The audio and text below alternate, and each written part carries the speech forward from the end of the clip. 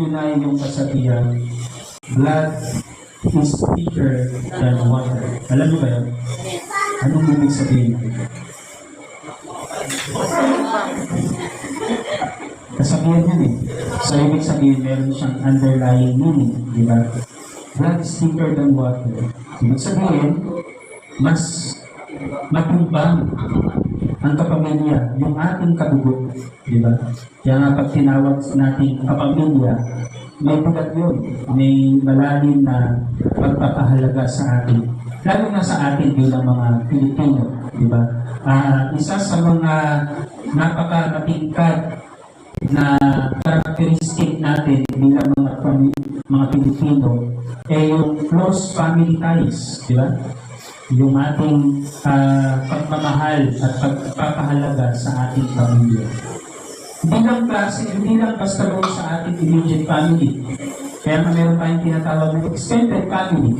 Sa bahay natin, ang nakatira, hindi lang yung mag-asawa, hindi lang yung mga anak nila, pati yung magulang nila, na mga lolo-lola ng mga anak nila. Kahit yung malayo nilang kamag-anak, minsan na kahit kababayan nila, basta kalmoga nila, kakilala. No? Ganun kahalaga sa atin ng pamilya. Pero, sa ayaw nyo at masundin, alam natin, walang perfectong pamilya. Ha? Sinong nag-disagree? Wala. So lahat nag-agree. I assume. No? Walang perfectong pamilya. Walang pamilya na hindi nag-aaway, hindi nakakaranas ng tampuhan, walang hituwaan. Lahat ng pamilya darating sa ganong klaseng pagkakataon.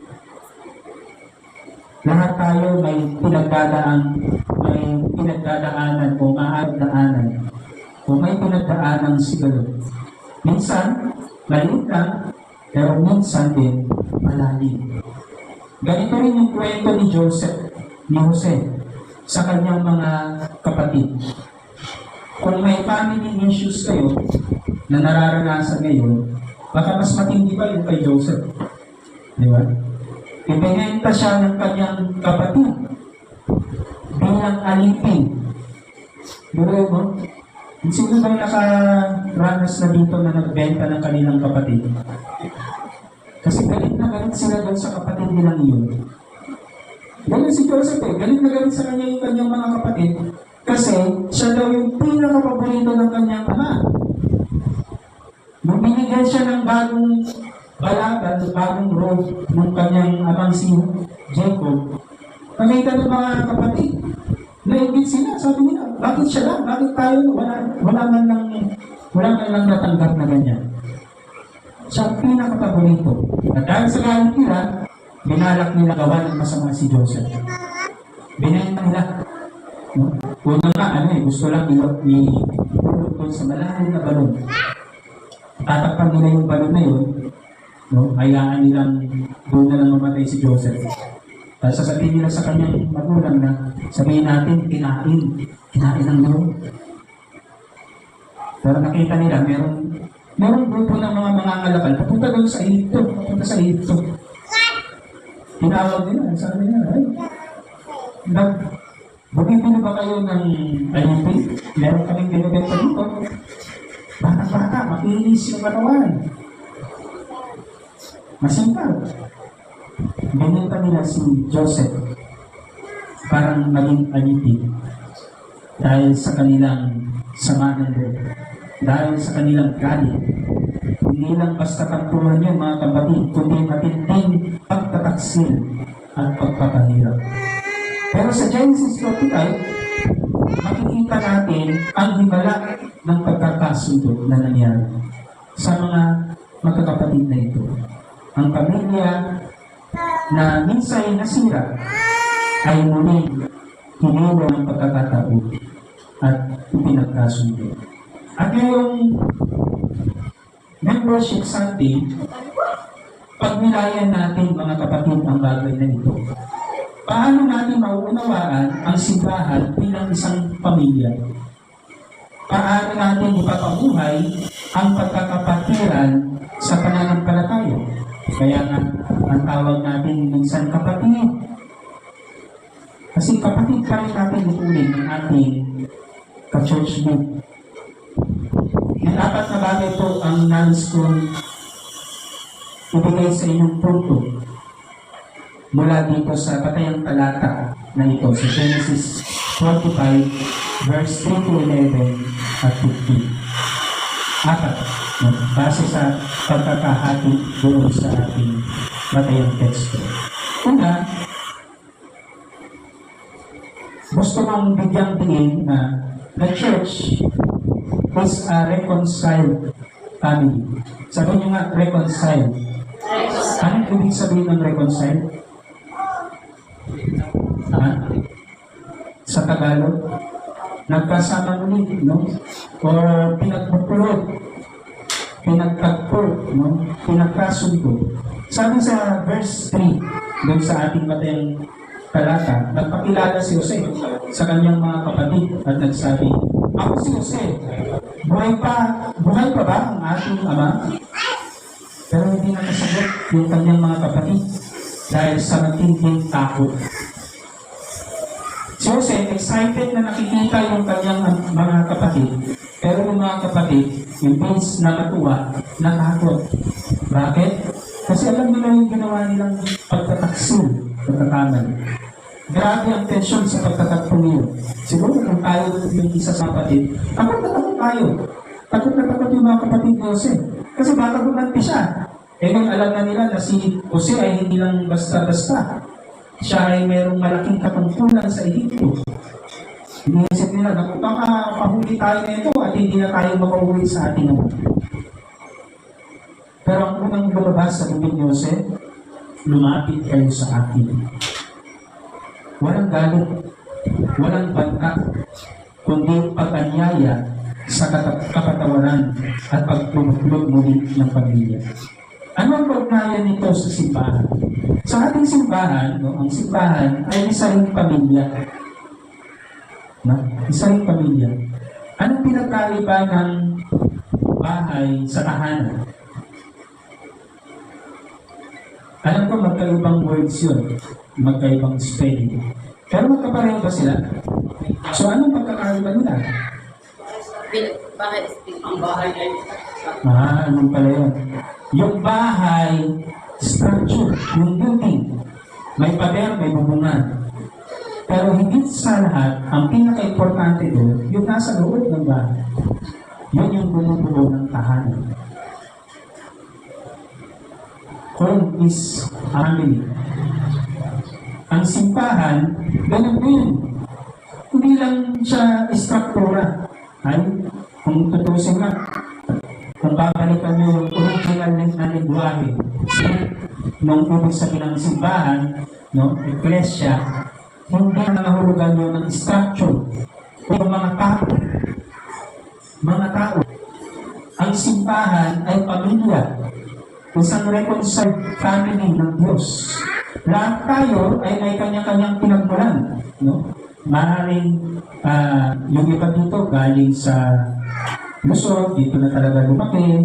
Yung iba galing sa Bisaya, yung iba galing sa Mindanao. Iba-iba ang pinagmulan. May iba-ibang lingkod. May iba-ibang karanasan sa buhay. Meron iba-ibang kinalakihan na kultura at tradisyon. Pero tayo ay pinagbubuklod ng Diyos sa iisang biyaya, sa iisang paglilingkod. Lahat tayo, baka may kanya-kanyang pinagmumulan, may kanya-kanyang nakaraan, pero sa loob ng simbahan, tayo ay pinagkaisa ng Diyos sa kanyang biyaya. Pero paano kung may conflict sa simbahan? Paano kung nasaktan tayo ng kapwa natin sa loob ng simbahan, ng isang kapatiran sa simbahan? Dapat tandaan natin na hindi ito lisensya para hayaang manatili ang mga. Sa pamilya, pag hinayaan natin manatili ang mga sa pamilya, darating ang panahon, magkakawatak-watak. Masisira ang pamilya. Kung hindi rin ito dahilan para hindi natin tulungan ang taong nagkari, na ipagdasal siya at maranasan niya ang pag-ibig at pagliligtas ng Diyos. Sabi ni Jesus, "Ibigin ninyo ang inyong kaaway. Gawa ng mabuti ang mga napupulot sa inyo." Luke chapter 6 verse 27. Hindi ito ibig sabihin na mananahimik na lang tayo sa harap ng kasama. Kung merong pagkakamali, dapat tayo ay maging instrumento para sa pagbabago at pagbabago. Ang minsan hilig natin kasi mga Pilipino, ayaw natin ng gulo. Lalo na ngayon sa issue ng impeachment trial, sasabihin, anong posisyon ko dito sa bagay na ito? Ayaw nila magsabi kasi ayaw daw nila ng gulo. Madalas ang ginagawa natin, parang sa paglilinis, pag tinamad na tayo maglinis, ilalagay na lang natin sa suko para doon sa hindi nakikita. Hindi natin dinadapot, hindi natin itinatapon sa tamang basura. Ganun tayo pag magiging tayo ng problema, ng issue. Iniiwasan na lang natin. Tapos kapag tayo ay natulunan, hindi na natin makontrol yung galit natin. Diba? So ano ang mas mabuti? Harapin na agad yung bagay na kailangang ayusin o isang pagpalipat. Tandaan natin mga kapatid, the church is a reconciled family. Pero hindi lang siya nagtatapos doon. We still continue reconciling. Nagkakamali tayo. Hindi tayo perfecto. Kaya dapat patuloy tayong nakikipag-ayos. At nagiging gabay sa atin ang biyaya at pag-ibig ng Diyos. Pangalawa, God's providence and a call to serve. Sabi sa verse 5, Genesis chapter 45, verse 5, "Huwag kayong malungkot o maghinanakit, dahil pinagbilingin niyo ako rito," sabi ni Jose sa kanyang mga kapatid. "Hindi kayo, kundi ang Diyos ang nagpadala sa atin dito upang iligtas ang maraming tao." Nakita ni Jose na bagamat napakamasalimuot, masakit yung kanyang naging karanasan sa kamay ng kanyang mga kapatid. Nakita niya yung layunin ng Diyos. Nakita niya yung kamay ng Diyos. Napagtanto ni Jose na kahit ginawa siya ng kasamaan, ginamit niyo ng Diyos para sa isang mas malaking layunin. Hindi niya kinalimutan ang sakit, pero hindi rin siya nagkulong sa mali. Sabi nila, to forgive is to forget. Hindi po totoo yun. Labag yun sa siyensya. Kasi kapag ano man yung nararanasan ng tao, automatic natatalin yan sa isipan. Lalo na yung pinaka-memorable sa kanya. Yung pinaka-masaya as well as yung pinaka-mapait sa kanya. Nakatanim yan, kaya nga mayroon tinatawag tayong trauma.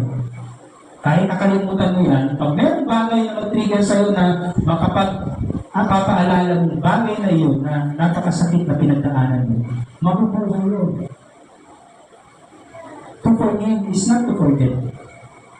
Tandaan niya mga kapatid, hindi natin binabaon sa limot yung mga karanasan na yun. Pero, to forgive, ibig sabihin mo, healed ka na. Wala nang pait sa'yo na nararamdaman. Parang sugat, di ba? Pag nakasugat ka na malalim, di ba? Naghihilom yung sugat, pero merong balat. May marka. Nananatili yung marka. Buti na ngayon, ano yung ginagamit sa pedra para mawala? Sebo de macho. Meron din kaya gano'n sa puso. Pero kung meron man, yung pag-ibig. Mas mananaig na sa atin yung pag-ibig. Yung awa. Pero lahat yung proseso. At sa kaso ni Jose, naranasan niya ang pag-ibig ng Diyos. Ang pag-ibig ng Diyos ang siyang naghilom sa kanyang mga sugat at nagbigay daan para patawarin ng kanyang mga kapatid. Sa ating simbahan, ganun din. Minsan, may mga bagay tayo hindi maintindihan sa ating buhay pananampalataya. May mga tao o pangyayari na tila nagiging sagabal o sakit sa atin. Yung sinasabi ni Pablo, tinik. tinik sa puso. Sa ating mga Pilipino, tinik sa lalamunan. Ang hirap matinig kaya, di ba? Madutuwal na eh. Maiirita ka talaga. Yung mga taong gano'n. Pero gaya ni Jose, tinawag tayo ng Diyos na maglingkod sa kabila ng ating mga pinagdadaan. Sa ating church membership, hindi tayo nandito para lang sa sarili nating kapakinagan. Tinawag tayo ng Diyos upang maging pagpapala sa iba. Sabihin mo nga sa katabi mo, kapatid, ikaw ay pagpapala ng Diyos. O parang hindi na convince sa inyo yung kapatid mo. Pagpapala ka mo. Tanong, ano ang mga pagsubok na pinagdadaanan mo ngayon? Na maaaring gamitin ng Diyos upang maging pagpapala sa iyo, upang makatulong sa iyo. Magandang pag-isipan natin yan mga kapatid. Pangatlo, the church as a place of provision and care.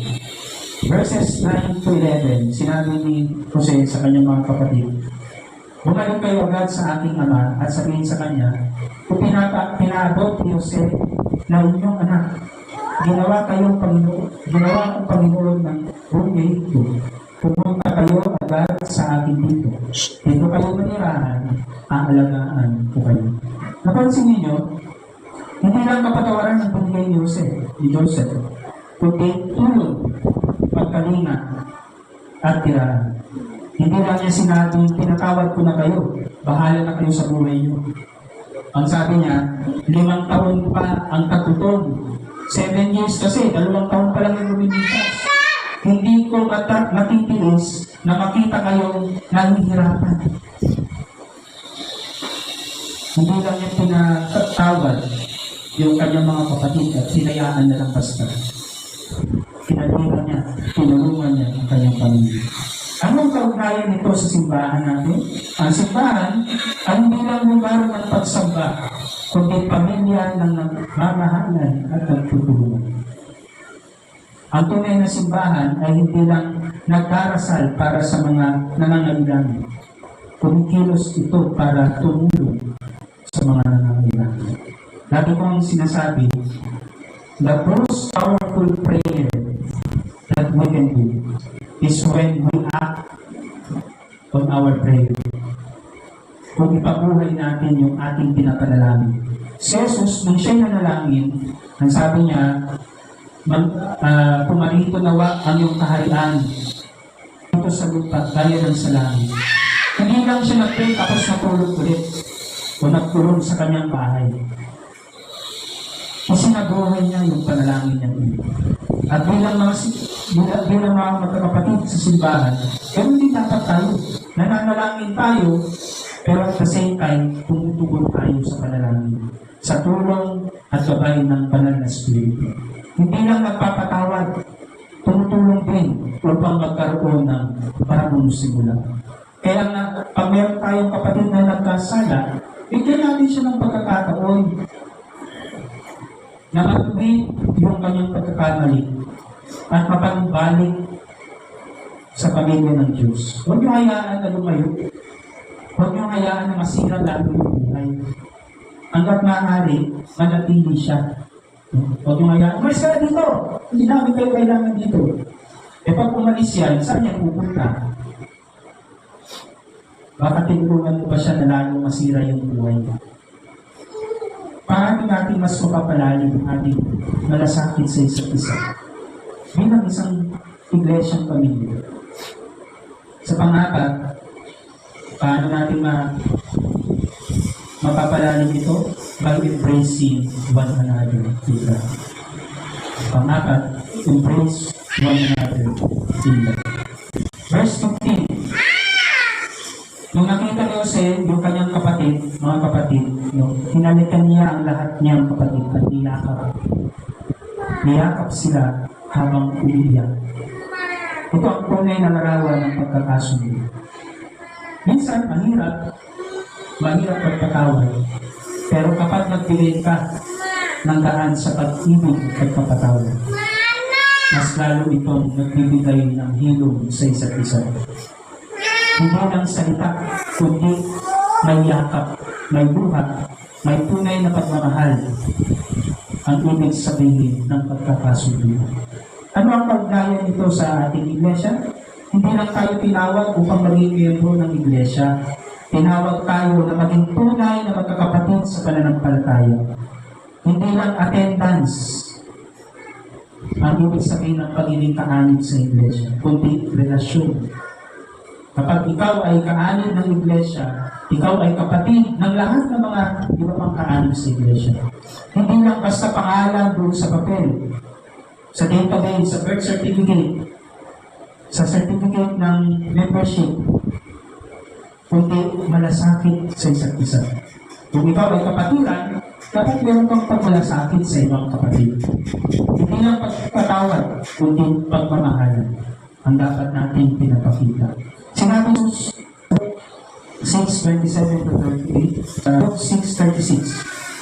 Sabi ni Jesus, maging mahabagin kayo tulad ng inyong mga nasa langit.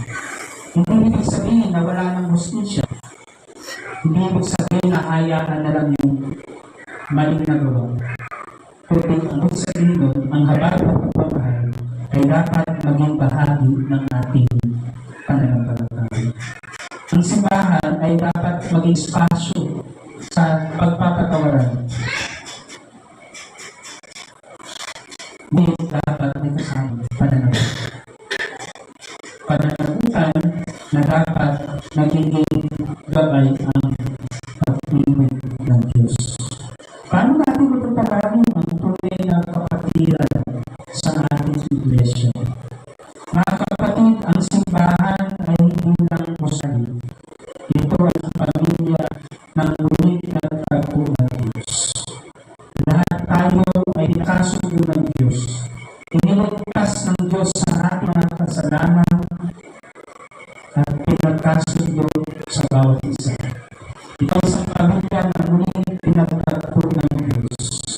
Isang pamilya ng mga taong nagkakasala pero nagpapanimbang buhay, nagtutulungan at nagmamahalan. Alam niyo mga kapatid, ang iglesia ay sumasalapi sa mas malawak na lipunan ng ating ginagawa. Kung nakikita ng mga tao sa ating paligid na wala tayong pakialam sa isa't isa, na wala tayong pag-ibig sa isa't isa, ganun din yung magiging itsura ng ating lipunan ng ginagawa. Kasi walang impact sa atin yung pagiging kaanib ng iglesia. Pero once na maranasan nyo yung tunay na pag-ibig at pagkakasunduan sa loob ng iglesia, hahanap-hanapin nyo yun kahit sa labas kayo ng iglesia. At magkakaroon nyo ng ibang impact sa inyong buhay at sa inyong pamayanan. Ngayong Membership Sunday, ipaalala natin sa ating mga sarili na ang simbahan ay pamilya ng pagkabigo. Ang simbahan tinawag upang maglingkod. Ang simbahan ay isang tahanan ng kalinga. Ang simbahan ay tunay na nagmamahalan sa isa't isa. Paano natin ngayon mas mapapalalim ang ating pagiging bahagi ng pamilya ng Diyos? Sa anong paraan tayo tinatawag ng Diyos na maging pagpatala sa ating iglesia? Ang hamon sa ating mga kapatid, hindi lang tayo basta maging church members. Ang hamon sa atin, tayo ay maging pamilya. At dapat nararamdaman natin yun. Ramdam natin na buong tayo ay pamilya. At ang tunay na pamilya ng Diyos ay hindi lang basta nagpapatawad, kundi sakit at nagbibigay taan tungo sa pagbabago buhay. Sabi ko kanina, the blood is thicker than water. Pero